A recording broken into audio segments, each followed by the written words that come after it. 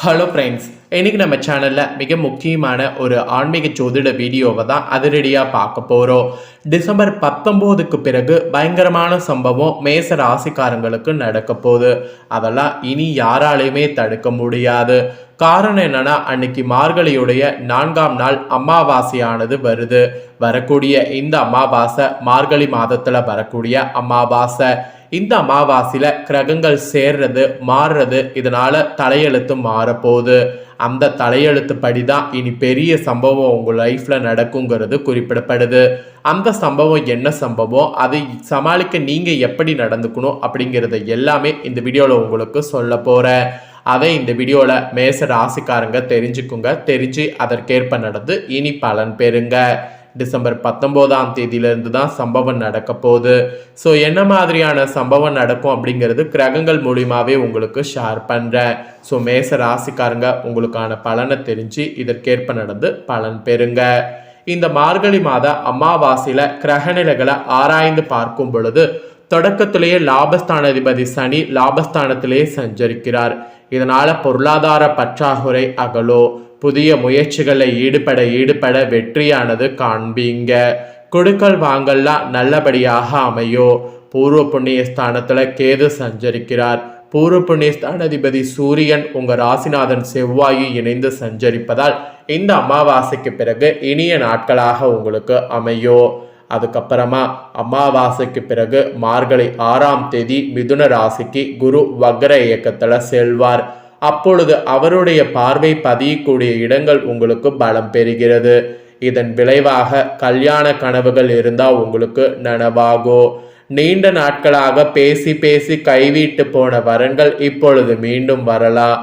அவற்றை பரிசீலனை செய்து தகுந்த தேர்வு செய்ய உகந்த நேரம் இந்த நேரம். தந்தை வழியில இருந்த பிரச்சனைகள் முற்றிலும் அகலோ. தடைப்பட்ட காரியங்கள் தானாகவே முடிவடையோ. முந்தைய காலத்துல நடைபெறாத சில காரியங்கள் இப்பொழுது படிப்படியாக நடைபெற தொடங்கும். பாக பிரிவினைகள் சுமூகமாக முடிய வழி பிறக்கோ. பொருளாதார உயர வெளிநாடு செல்ல நினைத்த உங்களுக்கு நல்ல நிறுவனங்கள்ல இருந்து அழைப்புகள் வரும். ஏழரை சனி தொடங்க இருப்பதால் சுய ஜாதகத்துல பலமறிந்து ஏற்றுக்கொள்வது நல்லது. ஸோ இந்த கிரகத்தினால இந்த மாதிரியான பலன் கிடைக்கும் என்பது குறிப்பிடப்பட்டிருக்கு. அப்புறம் இதை தொடர்ந்து அமாவாசைக்கு பிறகு மார்கழி 7ஆம் தேதி தனுசு ராசிக்கு சுக்கிரன் செல்றாரு. உங்க ராசிக்கு 2, 7 ஆகிய இடங்களுக்கு அதிபதியானவர் சுக்கிரன். அவர் பாகிஸ்தானத்திற்கு வரக்கூடிய இந்த நேரத்துல பொன்பொருள் சேர்க்கையானது ஏற்படும். அது மட்டும் இல்லாம வீட்டுக்கு தேவையான விலை உயர்ந்த பொருட்களை வாங்கி மகிழ்ச்சி அடைவது இருக்கு. அள்ளி கொடுக்கக்கூடிய சுக்கிரன் நல்ல ஒரு இடத்திற்கு வர்றதுனால எல்லா வழிகள்லையும் நன்மையானது கிடைக்கும். குறிப்பாக பொருளாதார நெருக்கடியெல்லாம் அகலோ. உத்தியோகத்தில் உயர் பதவிகளும் ஊதிய உயர்வும் கிடைப்பதற்கு அறிகுறி தென்படுது. நல்ல சந்தர்ப்பங்கள் நாடி வரக்கூடிய நேரம் இது. இந்த அமாவாசையை மட்டும் கரெக்டாக பயன்படுத்திக்கணும் என்பது இந்த கிரகங்கள் மூலிமா குறிப்பிடப்படுது. அப்புறம் இதை தொடர்ந்து இந்த அமாவாசைக்கு பிறகு கரெக்டாக மகர ராசிக்கு செவ்வாய் வர இருக்கிறாரு. அங்கே உச்சமும் பெறுகிறாரு. ராசிநாதன் செவ்வாய் உச்சம் பெறக்கூடிய இந்த அமாவாசை நேரம் அற்புதமான நேரமாகும். எந்த செயலை செய்தாலும் அதற்கான முயற்சிகளில் வெற்றியானது கிடைக்கும். இடம் வாங்குவது, பூமி வாங்குவது போன்றவற்றில் ஆர்வம் உங்களுக்கு கூடும். உடன் பிறப்புகளோ உடன் இருப்பவர்களோ உறுதுணையாக நடந்து கொள்வாங்க. கடன் சுமை அதனால குறையும். தைரியமும் தன்னம்பிக்கையும் அதிகரிக்கும். புதிய திட்டங்கள் தீட்டினீங்கன்னா வெற்றியானது காண முடியும். ஸோ அதனால புதிய திட்டங்கள் தாராளமாக தீட்டலாம். ஸோ இந்த கிரகத்தினால இந்த மாதிரியான பலன் கிடைக்கும். ஸோ கிரகங்கள் இந்த அமாவாசையில் சேர்றதுனால என்ன மாதிரியான பலன் கிடைக்குங்கிறத உங்களுக்கு தெளிவாக ஷேர் பண்ணிட்டேன். பொதுவாக சொல்லணும்னா பொது வாழ்வில் இருக்கக்கூடிய உங்கள் மேச ராசிக்காரங்களுக்கு புதிய பொறுப்புகள் இந்த அமாவாசைக்கு பிறகு கிடைக்கும். வியாபாரம் மற்றும் தொழில் செய்யக்கூடிய உங்களுக்கு எதிர்பார்ப்புகள் நிறைவேறும். அதே போல உத்தியோகத்தில் உள்ளவர்களுக்கு கேட்ட சலுகைகள் கிடைக்கும். கலைஞர்களுக்கு எண்ணங்கள் எளிதில் வெற்றி பெறும். மாணவ மாணவிகளுக்கு படிப்பில் அக்கறை கூடும். பெண்களுக்கு திருமண முயற்சி கைகூடும். திடீர் மாற்றம் கூட உருவாகும். ஸோ இதுதான் உங்களுக்கு மெயினாக பலன்களாக கிடைக்கும் என்பது குறிப்பிடப்பட்டிருக்கு. ஸோ குறிப்பிடப்பட்ட பலனை உங்களுக்கு தெளிவாக ஷேர் பண்ணிட்டேன். ஷேர் பண்ணதை தெரிஞ்சிருப்பீங்க. தெரிஞ்சதுக்கேற்ப நடந்து பயன் பெறுங்க. இப்போ நெக்ஸ்ட்டு இந்த மார்கழி அமாவாசையில் நீங்கள் செய்ய வேண்டிய ஒரு பரிகாரம் இருக்குது. அந்த பரிகாரம் நீங்கள் செய்தீங்கன்னா இந்த அமாவாசை உங்களுக்கு சிறப்பாக வளமாக வாழ முடியும். ஸோ அந்த பரிகாரம் என்ன, அதை எப்படி செய்யணும் அப்படிங்கிறத உங்களுக்கு சொல்கிறேன்.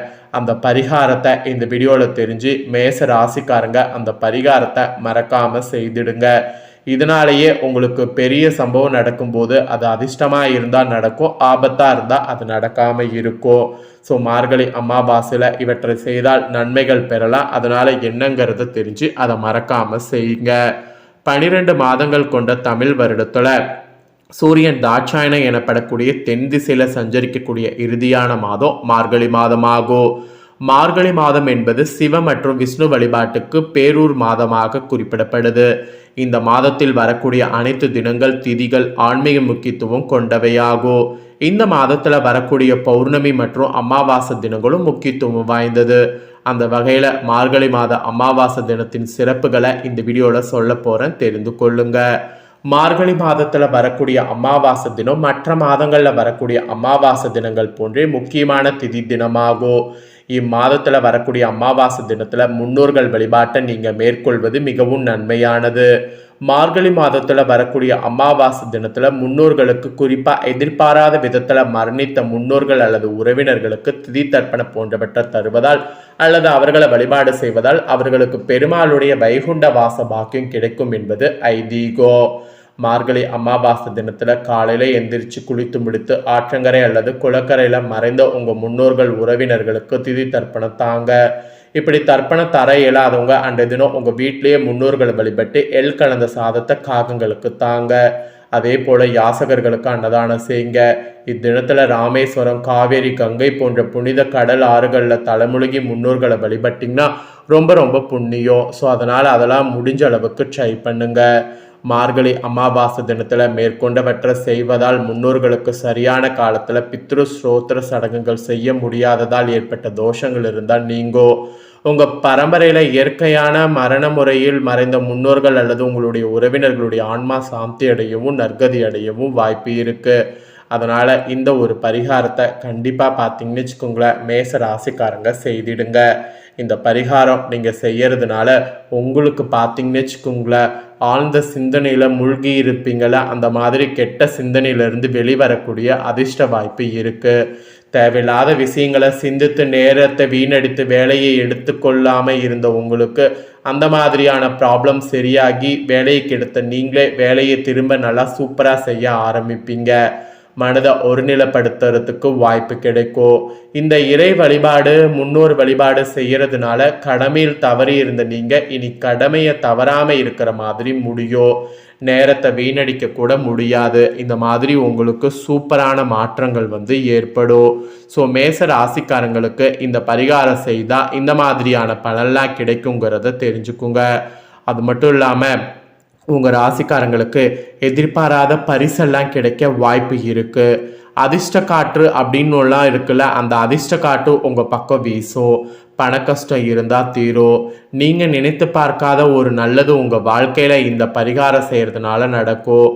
மன நிம்மதி கிடைக்கும். இறைவனுக்கு நன்றி சொல்கிற மாதிரி நீங்கள் முன்னோர்களுக்கு நன்றி சொன்னீங்கன்னா வேலையிலையும் வியாபாரத்திலையும் செவ்வையாக வாழ முடியும். ஸோ வேலையிலையும் வியாபாரத்திலையும் செவ்வையாக வாழ இந்த பரிகாரத்தை மேச ராசிக்காரங்க மறக்காமல் செய்திடுங்க. மேச ராசிக்காரங்க உங்களுக்கு தாய் தந்தையர் இருந்தால் நீங்கள் முன்னோர்கள் வழிபாடு செய்யக்கூடாது. தாய் தந்தையர் இல்லை அப்படின்னா தான் முன்னோர் வழிபாடு செய்யணும். மேசராசிக்கார பெண்கள் நீங்கள் முன்னோர்களுக்கு படையல் செய்யறதுக்கு உணவு ரெடி பண்ணிங்கன்னா அந்த படையல் ரெடி பண்ணுறதுக்கு முன்னாடி நீங்கள் சாப்பிட்டு தெம்பாக இருக்கணும். இந்த மாதிரி சில ரூல்ஸ் எல்லாம் இருக்குது. இந்த ரூல்ஸை ஃபாலோ பண்ணி செயல்படுங்க. மெயினாக பலன்களும் நீங்கள் தெரிஞ்சுக்கிட்டீங்க, பரிகாரத்தையும் தெரிஞ்சுக்கிட்டீங்க. இதை நீங்கள் பார்த்து செய்து பயன்பெறுவது போல் உங்கள் ஃப்ரெண்ட்ஸ் ஃபேமிலியில் இருக்கிறவங்களும் பார்த்து பயன்பெறணும் அப்படின்னு நினச்சிங்கன்னா வீடியோ லைக் பண்ணி உங்கள் ஃப்ரெண்ட்ஸ் ஃபேமிலிக்கு ஷேர் பண்ணுங்கள். உங்கள் ஃப்ரெண்ட்ஸ் ஃபேமிலியில் இருக்கிறவங்களும் வீடியோ பார்க்கட்டும். அவங்களும் மேச ராசிக்காரங்களாக இருந்தாங்கன்னா இந்த முக்கியமான தாள்களை பரிகாரங்களை இந்த வீடியோவில் தெரிஞ்சு இதற்கேற்ப நடந்து பயன் பெறட்டும். இதே போல் புதிய அப்டேட்டான நிறைய வீடியோ நம்ம சேனலில் போடப்படும். அதை எல்லாமே உடனுக்குடனே தெரிந்து கொள்ள மறக்காமல் நம்ம சேனலை சப்ஸ்கிரைப் பண்ணுங்கள், கூட பெல் பண்ண ப்ரெஸ் பண்ணுங்கள். அதை நீங்கள் பண்ணிட்டீங்கன்னா இனி நான் போடுற மற்ற அப்டேட்டான எல்லா வீடியோஸும் உடனுக்குடனே தெரிந்து கொண்டு பயன்பெறலாம். ஸோ சப்ஸ்கிரைப் பண்ணாமல் இருக்கிறவங்க சப்ஸ்கிரைப் பண்ணி பெல் பண்ண ப்ரெஸ் பண்ணுங்கள். நெக்ஸ்ட்டு இதே போல் சுவாரஸ்யமாக வேறொரு வீடியோவில் வந்து உங்களை சந்திக்கிறேன். நன்றி.